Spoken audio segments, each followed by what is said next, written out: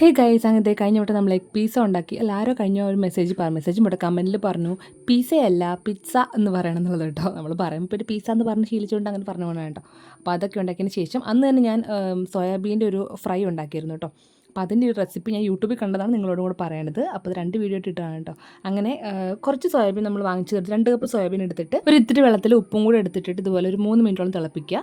അത് കഴിഞ്ഞിട്ട് എടുത്ത് മാറ്റിയിട്ട് വേറെ ഒരു നല്ല വെള്ളത്തിൽ ഈ കാണുന്ന പോലെ നമ്മുടെ സോയാബീൻ എല്ലാം കൂടി ഇട്ടൊന്ന് മിക്സ് ചെയ്ത് കൈ കൊണ്ട് ഇങ്ങനെ പിഴിഞ്ഞ് വെള്ളം ഫുള്ള് കളഞ്ഞിട്ട് 3 വട്ടം അങ്ങനെ ചെയ്യണം. അപ്പോൾ ഒരു മഞ്ഞ കളർ വെള്ളം മുഴുവൻ അങ്ങ് പോകും കേട്ടോ. അതുകൂടി ചെയ്യണം. പിന്നെ ഒരു പാത്രത്തിൽ നമ്മുടെ പൊടികൾ ഞാൻ അങ്ങനെ എനിക്ക് ഓർമ്മയുള്ളതൊക്കെ പറയാം കേട്ടോ. നമ്മുടെ മറ്റേ ഗരം മസാല, കാശ്മീരി ചില്ലി, മഞ്ഞൾപ്പൊടി, ഉപ്പ്, പിന്നെ മുളക് പൊടി എരിവ് വേണ്ടത്രയൊക്കെ ഇടണ്ട, വേണമെന്നുള്ളവർക്ക് ഇടാം.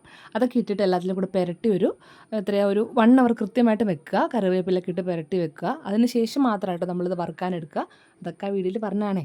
അങ്ങനെ അത് നന്നായിട്ടൊരു ഡീപ് ഫ്രൈ ആയിട്ട് നമുക്ക് എടുക്കാം കേട്ടോ. ഞാൻ ആദ്യം ഓർത്ത് 2 സെറ്റായിട്ട് ഇടാമെന്ന് ഓർത്ത്, പിന്നെ എല്ലാം കൂടി ഒറ്റ തവണ തികഞ്ഞു.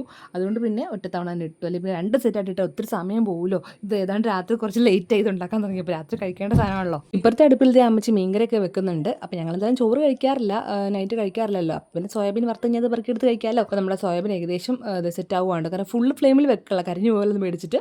അപ്പോൾ ഏകദേശം ഒന്ന് ആയപ്പോൾ കുറച്ച് കറിവേപ്പിലയും കുറച്ച് പച്ചമുളകൊക്കെ ഇട്ടിട്ട് പിന്നെ വേറൊരു പാത്രത്തിൽ ഇത്തിരി ചില്ലി സോസും നമ്മുടെ ടൊമാറ്റോ സോസും ഇഞ്ചി വെളുത്തുള്ളിയൊക്കെ ഇട്ടൊന്ന് അരിഞ്ഞത് ഇട്ടിട്ട് കുറച്ച് വെള്ളം കൂടെ ചേർത്തിട്ട് ഒന്ന് ഒരു ചെറിയൊരു ഫ്ലൂയിഡ് പോലെ ആക്കി എടുക്കുക കേട്ടോ. അതിലോട്ടാണ് ഈ ഒരു ടൊമാറ്റോ പോട്ടെ നമ്മുടെ സോയാബീൻ എടുത്തിടുന്നത് കേട്ടോ. അപ്പോൾ ആ ഒരു സോസിൻ്റെ ഒക്കെ ഒരു ടേസ്റ്റും കൂടെ കിട്ടും. അങ്ങനെ നമ്മുടെ സോയാബീൻ ഫുൾ അതിൽ തന്നെ നന്നായിട്ട് മിക്സ് ചെയ്തെടുക്കുക. അപ്പോൾ ആ ഒരു സോസ് എല്ലാം കൂടി എല്ലാത്തിനും പറ്റിക്കൊള്ളൂ കേട്ടോ. അപ്പോൾ നമ്മുടെ പരിപാടി ഏകദേശം കഴിഞ്ഞിട്ടുണ്ട്. ഇതാണ് സംഭവം. എനിക്ക് സാധാരണ സോയാബീൻ അങ്ങനെ ഇഷ്ടമല്ല, കഴിക്കാനും കറി വെച്ചാലൊക്കെ ഒരുമാതിരി ഒരു ടേസ്റ്റ് എനിക്ക് ഫീൽ ചെയ്യാറില്ല. പക്ഷേ ഇങ്ങനെ വെച്ചാൽ എനിക്ക് ഭയങ്കര ഇഷ്ടപ്പെട്ടു ഗൈസ്. ഞാൻ ഗോതമ്പൂട്ട് ഉണ്ടാക്കി, പിന്നെ മീൻകറി ഉണ്ട്, മീൻ വറുത്തുണ്ട്, എല്ലാത്തിൻ്റെയും കൂടെ നമ്മുടെ സോയാബീനൊക്കെ കൂട്ടി കഴിച്ചു. നല്ല ടേസ്റ്റാണ് കേട്ടോ. നിങ്ങൾ ഇതുവരെ സോയാബീൻ ഇങ്ങനെ ഉണ്ടാക്കിയിട്ടില്ലെങ്കിൽ ട്രൈ ചെയ്ത് നോക്കുക. പിന്നെ സോയാബീൻ ഇതുവരെ കഴിച്ചിട്ട് ഇഷ്ടപ്പെടുന്നുണ്ടെങ്കിലും ഇങ്ങനെ ട്രൈ ചെയ്ത് നോക്കുക കേട്ടോ. അടിപൊളിയാണ്. അപ്പോൾ അത്രയുള്ളൂ. ബൈ.